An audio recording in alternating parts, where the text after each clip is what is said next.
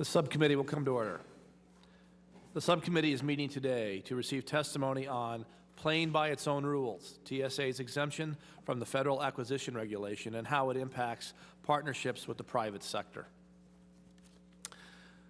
Government contracting is by no means a sexy subject. That said, in this day and age, government alone is not going to keep us safe. Instead, we need government and the private sector working together. One of the main ways this happens is through contracts. Today, we are looking at TSA's partnership with the private sector and how its exemption from the federal acquisition regulation impacts that cooperation. Frankly, I'm struggling to understand why TSA currently plays by its own set of rules. I look at the rest of the federal government, intelligence agencies trying to protect us from terrorists, the Department of Justice enforcing our laws, the Department of Defense fighting a war. They are all governed by the federal acquisition regulation. I look within the Department of Homeland Security itself, CBP working to secure our borders, FEMA responding to catastrophes, Secret Service protecting the President. They are all governed by the FAR. Simply put, the FAR is the norm. Yet TSA is different. It uses the Federal Aviation Administration's Acquisition Management System, or AMS. If this were just a benign difference, perhaps it wouldn't matter.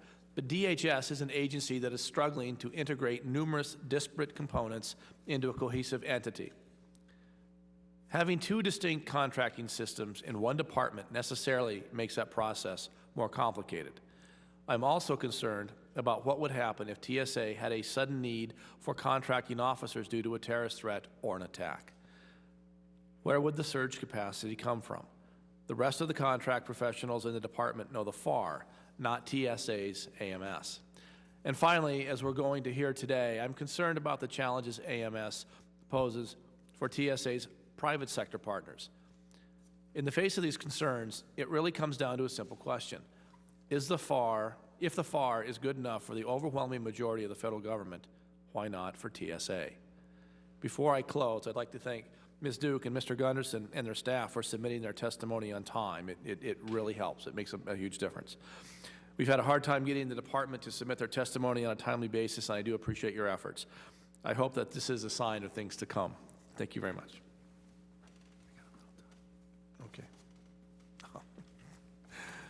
Good. The note just given to me means we actually have some time for this hearing, given the schedule. I now recognize the ranking member of the subcommittee, the gentleman from Alabama, my friend Mr. Rogers, for an opening statement. Thank you, Mr. Chairman. I appreciate you calling this important hearing, and I want to thank the witnesses for taking the time out of their busy schedules to be here with us today. We welcome back three of our witnesses to the subcommittee, including Chief Procurement Officer for the Department of Homeland Security, one of my personal favorites. Today, the subcommittee will examine the acquisition management system which TSA uses in its contracting process. Specifically, the subcommittee will evaluate why TSA still uses this system instead of the process used by the rest of DHS. The system is the Federal Acquisition Regulation, commonly known as the FAR, which applies to agencies throughout the federal government. Shortly after the terrorist attacks of September 11, 2001, TSA was established within the Department of Transportation. The agency inherited the same acquisition system used by another agency in that department, namely Federal Aviation Administration. When the Department of Homeland Security was created in 2003, TSA was one of the agencies which was moved into the new department. Under the FAR, today the FAR applies to all of DHS except the Transportation Security Administration, which still uses its original acquisition management system. Our hearing will examine whether this distinction still makes sense after over 4 years since the creation of DHS. We will explore with our witnesses a number of questions, including what are the implications of having one DHS agency with a separate acquisition process compared to the process used by the rest of the departments? What are the pluses and minuses of TSA's original acquisition process as compared with the FAR? How well does the private sector work with a major cabinet department that operates two different acquisition systems? Does DHS have the necessary contracting staff to effectively manage these two systems?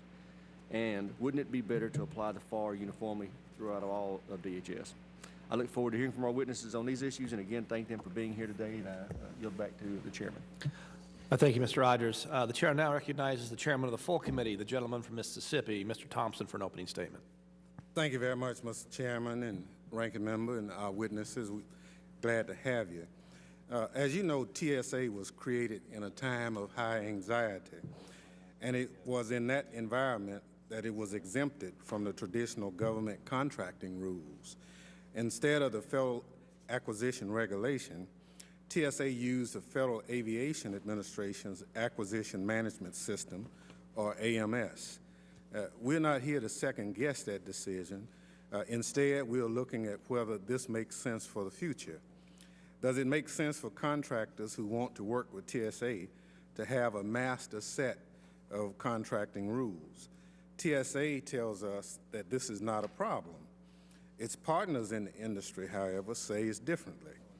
They tell us that this is a difficult, but for large, sophisticated contractors to keep track of two different procurement regimes. If the Fortune 500 companies struggle, imagine how hard it is for the little guy. The simple reality is that a small business to obtain expertise in a different set of contracting rules costs money, and added costs are added barriers to entry. Another question is whether it makes sense for the TSA to be exempt from the Competition in Contracting Act. TSA says that under AMS, competition is the preferred method, but the FAR and the Competition in Contracting Acts require more. They require full and open competition.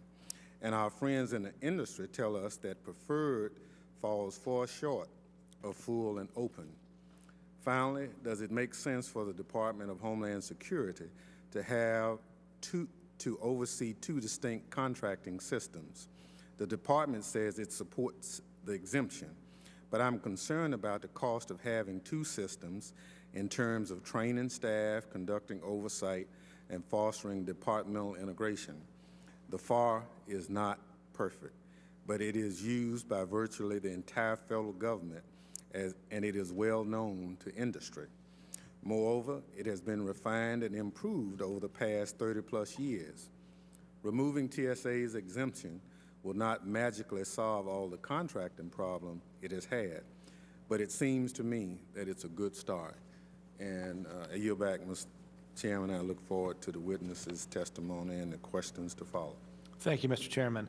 Other members of the subcommittee are reminded that under committee rules, opening statements may be submitted for the record. I welcome the witnesses this morning. I really appreciate you being here. Our first witness is Elaine Duke, Chief Procurement Officer for the Department of Homeland Security. Ms. Duke is a career executive with 23 years of public service. Before coming to DHS, she spent the majority of her career in acquisition with the U.S. Navy. She became DHS Chief Procurement Officer in January of 2006. Our second witness is Rick Gunderson, Assistant Administrator for Acquisition at the Transportation Security Administration. Mr. Gunderson is a career executive with almost 19 years of public service. Mr. Gunderson joined TSA in 2002 after 14 years with the Naval Sea Systems Command. He took his current position in November of 2005. Our next witness is David Bodenheimer. Mr. Bodenheimer is a partner at the law firm of Crowell and Mooring, where he is head of the Homeland Security Practice Group and specializes in government contracts. He is also co-chair of an American Bar Association Special Committee on Homeland Security. Prior to joining the firm, Mr. Bodenheimer spent 6 years as a civilian lawyer in the Navy, where he handled a broad spectrum of government contract matters. Our final witness is Alan Chvatkin. Mr. Chvatkin is a Senior Vice President and Counsel of the Professional Services Corporation, PSC, a national trade association for companies that provide services to virtually every agency of the federal government and has more than 220 member companies. Prior to joining PSC, Mr. Chvatkin had a career in both the private sector and as a staff in the United States Senate. Most importantly, however, Mr. Chvatkin had the privilege of being born and raised in Scranton, and his father now lives in Clark Summit. Welcome, Mr. Chvatkin. Tip of the hat to the homies here. Okay. Without objection, the witnesses' full statements will be inserted into the record. I now ask each witness to summarize his or her statement for 5 minutes, beginning with Ms. Duke. Good morning, Chairman Thompson, Chairman Carmody, and Ranking Member Rogers. Thank you for having me here this morning. Before addressing the issue at hand, I'd like to restate my top 3 priorities, which are not only my priorities, but adopted by all the head of contracts in the 8 contracting activities throughout DHS, including at TSA. And those are, first, to build the DHS acquisition workforce, second, to make good business deals, and third, to perform effective contract administration. As the Chief Procurement Officer for DHS, I provide oversight and support to the 8 procurement offices within DHS, and my primary responsibility is to manage and oversee the DHS acquisition program, provide the acquisition infrastructure that includes the policies, procedures, training, and workforce initiatives to make the department effective in acquisition. Mr. Chairman, I appreciate your interest in the DHS acquisition program, and in particular TSA's procurement system, the Transportation Security Administration Acquisition Management System, or TSAMS. While TSA's procurement system offers some process flexibilities beyond those offered by the Federal Acquisition Regulation, or FAR, both systems promote competition and the use of small business, and both systems require the procurement of goods and services at a fair and reasonable price. The differences are the mechanics of how goods and services are purchased. Regardless of the procurement system, however, all components, including TSA, are subject to the same level of oversight. For example, TSA's capital investments and major acquisition programs are subject to the Department's Investment Review Board, and their contracting operations are subject to the Department's Acquisition Oversight Program. My office reviews the acquisition plans and justifications for procurements that are done by other than full and open competition over $50 million.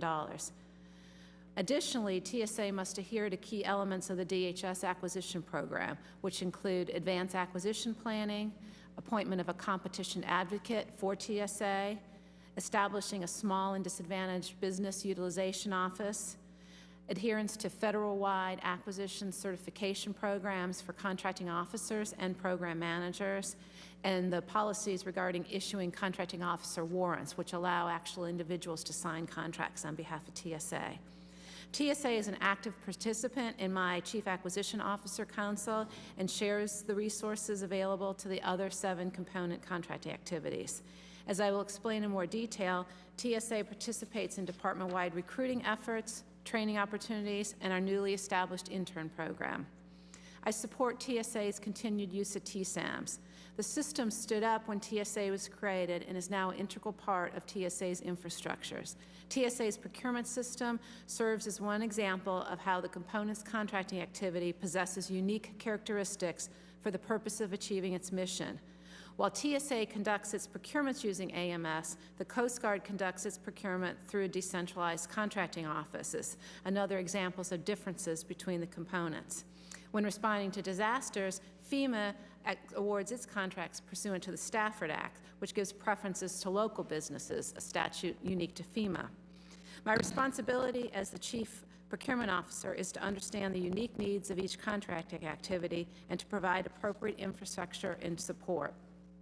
One of the ways we are doing this is through the acquisition workforce. 3 major initiatives in that area. The first is establishing a centralized hiring initiatives. We are now issuing and managing hiring of acquisition workforce professionals through a centralized approach through my office in concert with our Chief Human Capital Officer, Marta Perez. This is to ensure both we get the ramp up of personnel we need and that they are appropriately trained and qualified for DHS acquisition. The second initiative, yes. It's indicating the red light's on. Am I back too far? Okay. The second initiative is establishing an acquisition intern program, and this will be a centrally managed program where the interns will rotate for 3 years through 3 of the components, then will be placed in a DHS component at the completion of their intern program. The third initiative is establishing a centralized acquisition workforce training fund to ensure all our acquisition professionals are trained appropriately and meet the federal certification standards. The underlying principles of FAR and TSAM support my goal in building a world-class acquisition program. And this morning, I look forward to answering your questions in this regard. And again, I thank you for the opportunity to testify before you this morning. Thank you.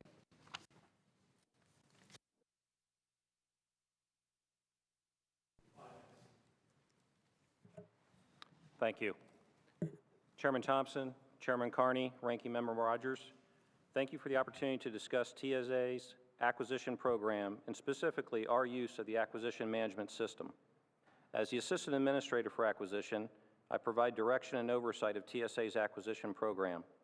My office negotiates, awards, and manages TSA's $2.5 billion acquisition program. In addition to awarding contracts, we focus on strengthening program management and Big A acquisition. Big A acquisition requires the integration of numerous disciplines, including program management, engineering, budgeting, test and evaluation, and logistics, to name a few. This contrast to the typical contract shop is important, as it reflects one of the key differences between TSA's acquisition management system and the Federal Acquisition Regulation. Like the FAR, AMS provides guidance around how to negotiate and manage contracts. In contracts, AMS also establishes a framework to drive sound business decisions throughout the acquisition lifecycle, from concept exploration through sustainment and disposal.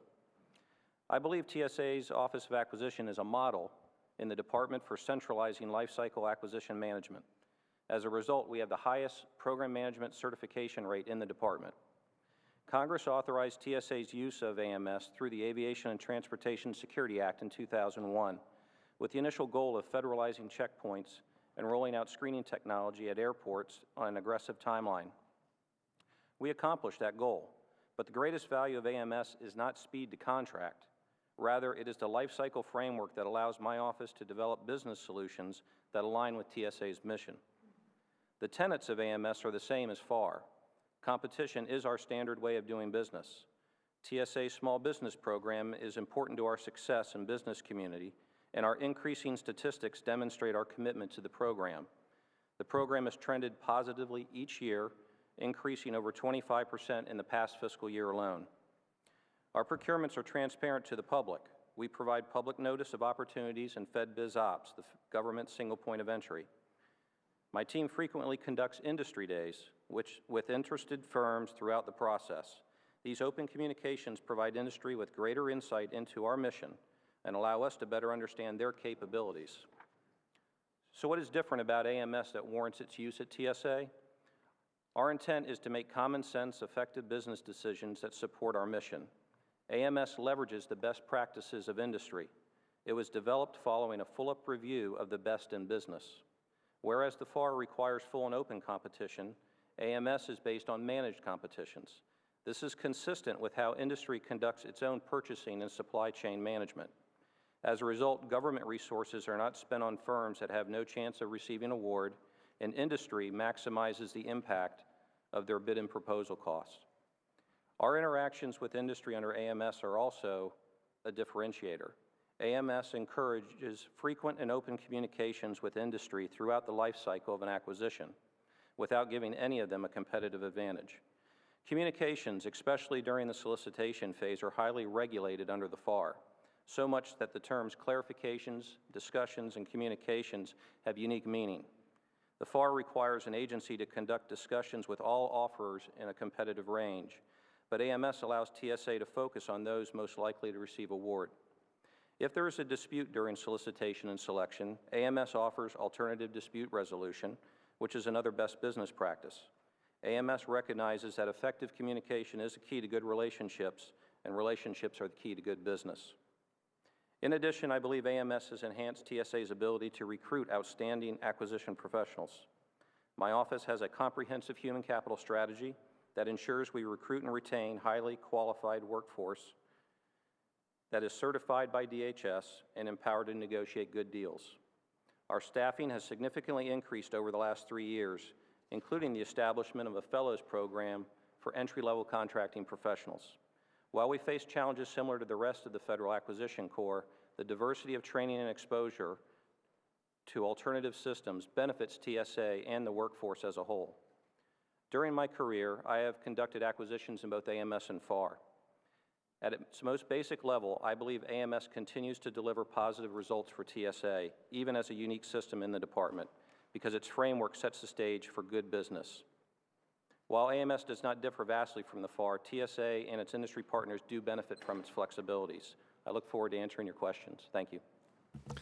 Thank you, Mr. Gunderson. We're going to take a quick technical timeout while we replace the microphone.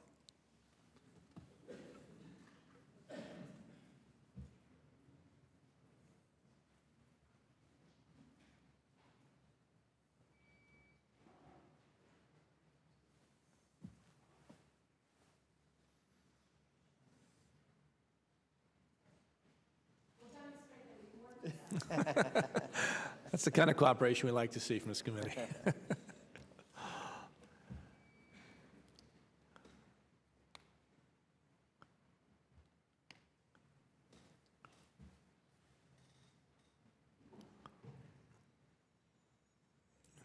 Okay.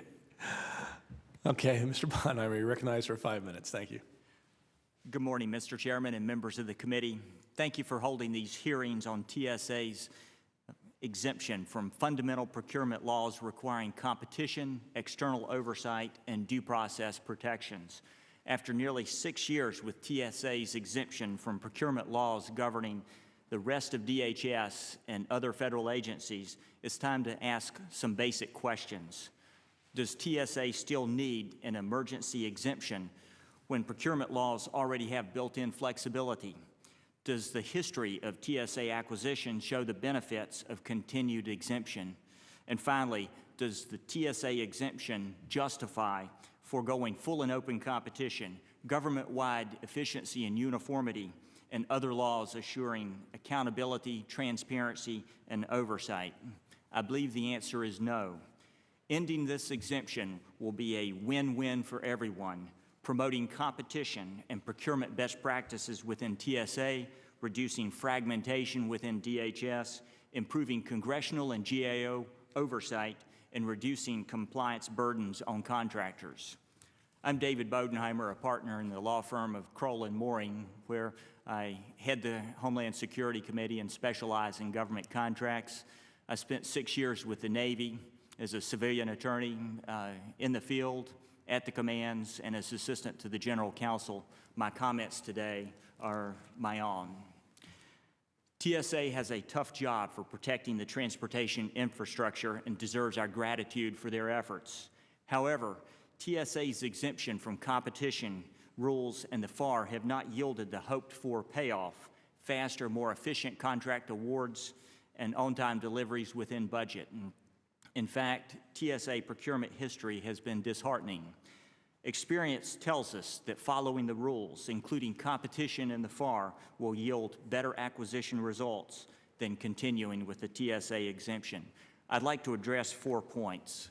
First, TSA no longer needs a special exemption. This exemption arose out of emergency legislation in the aftermath of the 9/11 terrorist attacks. This exemption is no longer necessary because existing procurement law already builds in the flexibility for responding to urgent needs.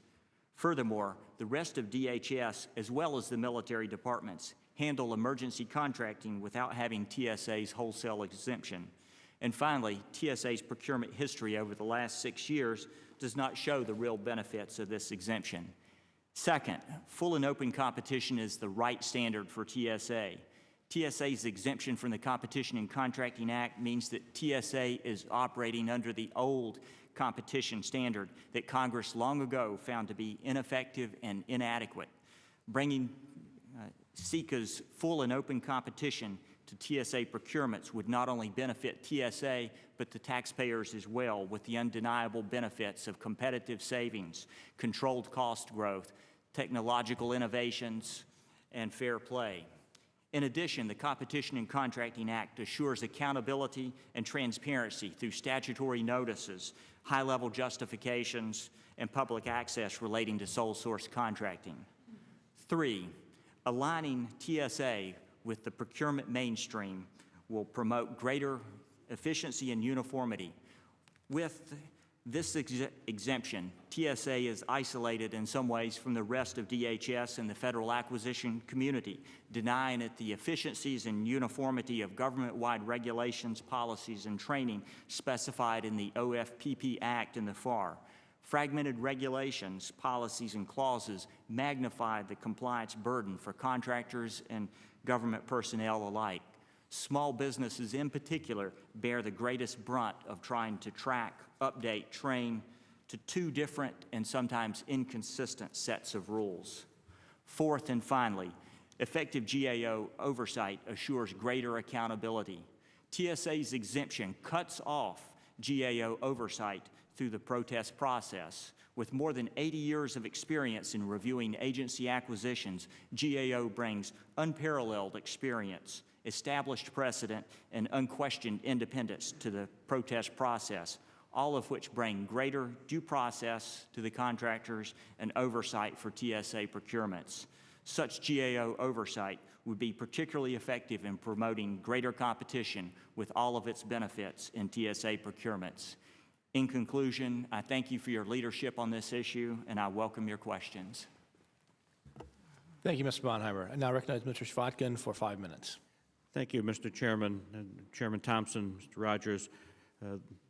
On behalf of the more than 220 member companies of the Professional Services Council, many of whom do business with the Transportation Security Administration and other components of the Department of Homeland Security, thank you for the invitation, the opportunity to provide our views. Today, federal spending on the purchase of goods and services exceeds $400 billion, representing nearly 40% of the total discretionary budget of the federal government. Spending on services contracts represents nearly 60% of that spending. Thus, federal procurement must be a core competency of the federal government and prioritized as such. And by any measure, TSA is a major procurement organization. There is no doubt that the federal government generally, and the Department of Homeland Security in particular, faces many difficult challenges in the acquisition arena. The human capital challenge is real and impacts the acquisition workforce as much as, if not more so, than the rest of the federal workforce. PSC members believe strongly that an experienced, smart, and well-prepared customer makes the best customer. We see many examples in the private sector where companies take special effort to ensure that their procurement workforces are well prepared for the significant work that they are assigned. Yet across the board, workforce development in the federal government is a glaring weakness and has been for a long time. Training funds for the acquisition workforce remain relatively flat and are far from adequate. To this committee's credit, and yours, Mr. Chairman, Title IV of H.R. 1684, the 08 Department of Homeland Security Authorization Act, provides for important workforce development improvements for the Department of Homeland Security, and we support these initiatives. But more needs to be done. If we want to improve the quality of federal acquisition, we should not start by layering an already beleaguered workforce with more regulations and process demands.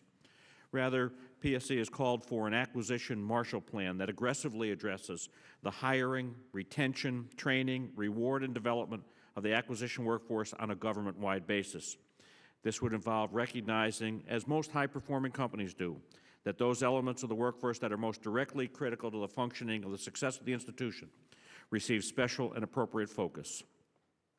In addition, PSC has called for the creation of a government-wide contingency contracting corps drawn from across the government workforce. And I note, Mr. Chairman, that to make these important reforms a reality will require Congress to be the catalyst.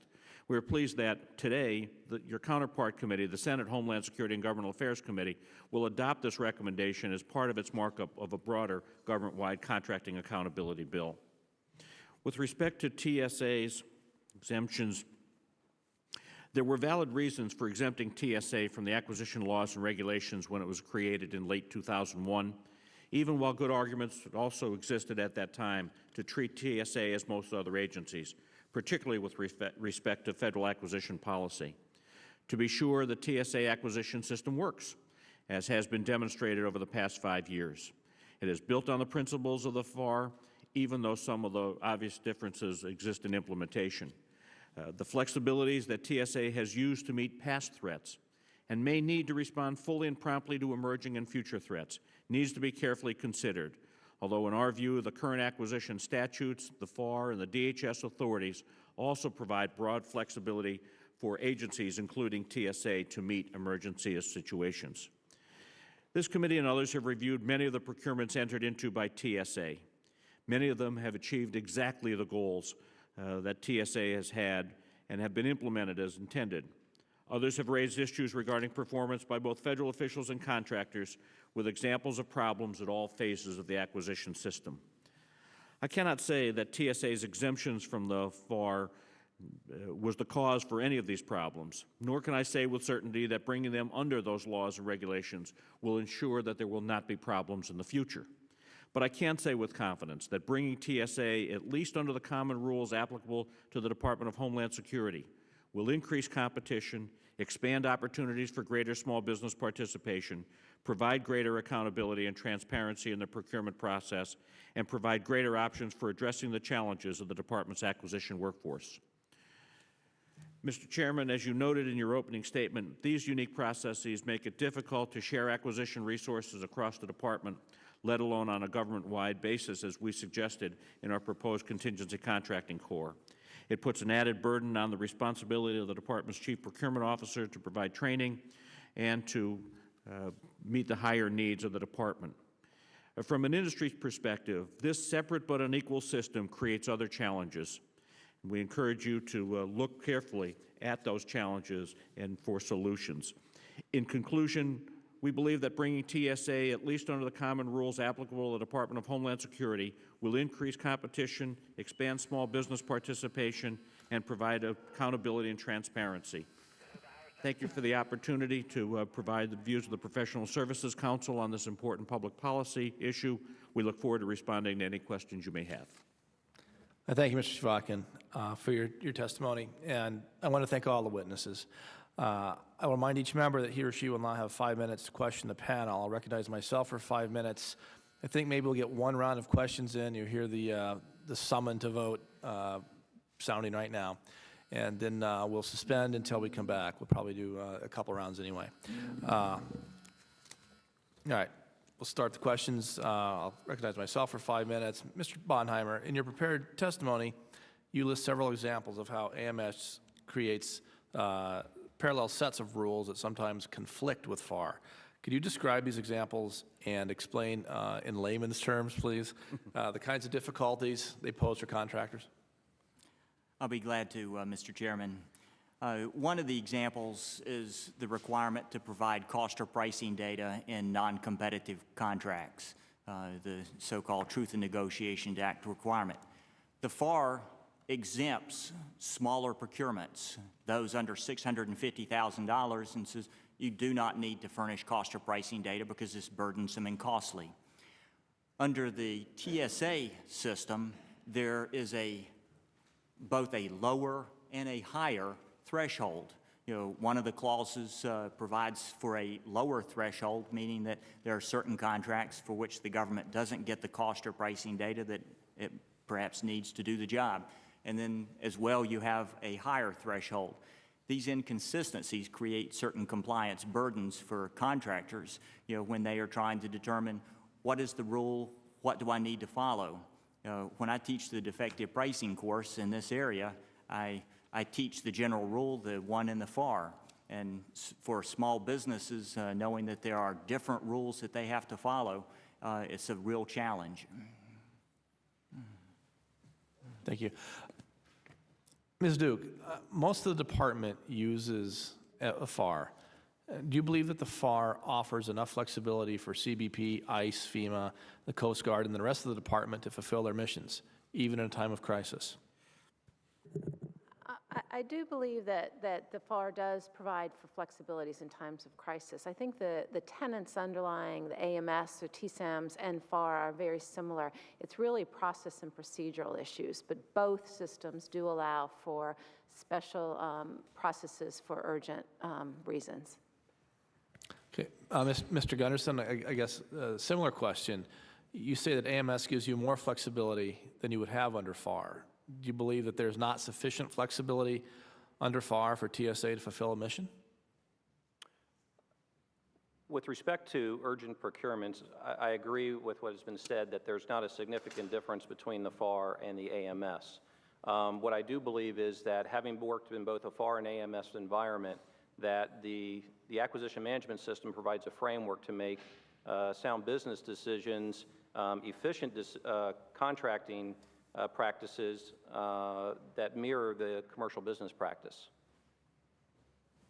Can you give us some concrete examples where AMS allows you to do something that FAR would not be able to allow you to do? Okay, a couple of key differentiators between the two systems. First is the extent of communications that AMS provides for throughout the acquisition life cycle. Under a FAR environment, communications are very regulated, very structured, and they can, I believe, slow down and drag out a procurement process, which takes away from government resources as well as industry resources. AMS encourages those communications throughout the process to create a better understanding between the government's requirements and the industry capabilities. So communications throughout the process and how we conduct our discussions with industry is a difference. The second one is how we go about screening our contractors. And this gets to the heart of competition, where the FAR offers what's called a multi-step advisory process, which doesn't necessarily narrow the playing field effectively. The AMS does provide for the ability to have those communications, get information in proposals from the contractors, and be able to focus on those companies that are most likely to be eligible for award. You, in your testimony, you implied that AMS uses industry best practices. Does FAR not use industry best practices as well? I believe that AMS goes farther than FAR does with respect to mirroring commercial practices. When AMS was established by FAA, they went out and looked at best of business and said, how should we do business better? And I've also seen some recent reports done that talk about what are commercial best practices when it comes to competition. And I don't believe that your corporations out there are going with full and open competition. They go with effective competition. Okay, thank you. I will revisit this question again on my next round for Mr. Bodenheimer, Mr. Schwatkin. The Chair now recognizes the ranking member from Alabama, Mr. Rogers, for 5 minutes. I thank the chairman. Just a couple of questions. In listening to Mr. Bodenheimer's comments, I was curious, Ms. Duke, when you talked about both programs had sufficient latitude, what do you feel about Mr. Bodenheimer's perspective about the exemptions being unreasonable given the exigent circumstances that seem to have passed? I don't think the premise for AMS and its benefits is really speed. That's not the underlying principle. The underlying principle of why AMS is better and was used in FAA is to manage acquisition as a whole. So procurement is one piece. In fact, the whole section on procurement is just one chapter out of all in AMS. And AMS seeks to manage acquisition programs from requirement all the way through disposal at the end. And that's a key principle and why it is more effective for acquisition.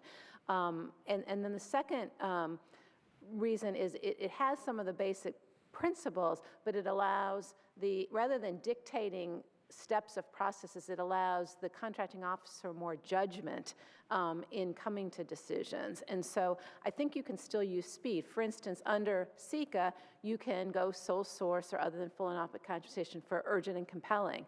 Under AMS, it's for a rational basis, and the rational basis, again, can be an urgency or another reason. So I think the focus on it's just for speed is really an inappropriate focus. Mr. Bodenheimer, can you give me a practical example of how a company would be disadvantaged because of the exemption staying in place? One of the examples would be compliance. As Oliver Wendell Holmes, thank you, Mr. Schwatkin. As Oliver Wendell Holmes said, when you deal with the government, you have to turn square corners.